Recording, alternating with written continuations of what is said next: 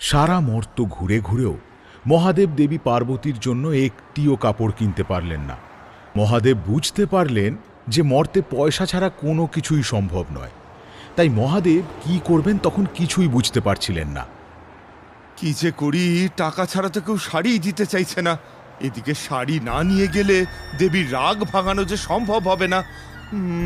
কি করি। মহাদেব গভীর চিন্তায় পড়ে গেলেন। রাস্তার ধারে একটি গাছের তলায় এসে বসলেন। এমন সময় রাস্তার লোকেরা মহাদেবকে বহুরূপী ভেবে 1 টাকা 2 টাকা তার সামনে দিয়ে যেতে লাগল। মহাদেব অবাক হয়ে গেলেন। কি সবাই আমাকে পয়সা দিচ্ছে কেন?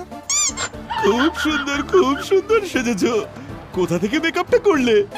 হ্যাঁ, মেকআপ? আমি মেকআপ করেছি? মেকআপ আর্টিস্টের হাত খুব ভালো দেখেই বোঝা যাচ্ছে। একেবারে সাক্ষাৎ মহাদেবের মতো লাগছে, বোঝাই যাচ্ছে না এটা মেকআপ। এই নাও তুমি 10 টাকা রাখো। এই ভাই, তোমার কন্টাক্ট নাম্বারটা দাও তো। সামনেই আমি একটা যাত্রাপালা করব, ওখানে মহাদেবের একটা পাঠ আছে, আর মহাদেবের চরিত্রে তোমার থেকে ভালো আমি আর কাউকেই পাবো না। ইয়ে মানে? আরে দাও 500 টাকা দেব, সাথে একবেলা খাওয়া ফ্রি। হ্যাঁ, মর্তবাসী সবাই মহাদেবকে বহুরূপী ভেবে টাকা দিতে লাগলো। এমনকি কেউতে এসে মহাদেবের সঙ্গে সেলফি তুলতে লাগলো। আবার কেউ এসে মজার ছলে মহাদেবের হাতের ডুমরুটা বাজাতে শুরু করলো। আরে আমার ডুমরুটা ফেটে যাবে তো। চায় না নাকি ফেটে যাবে?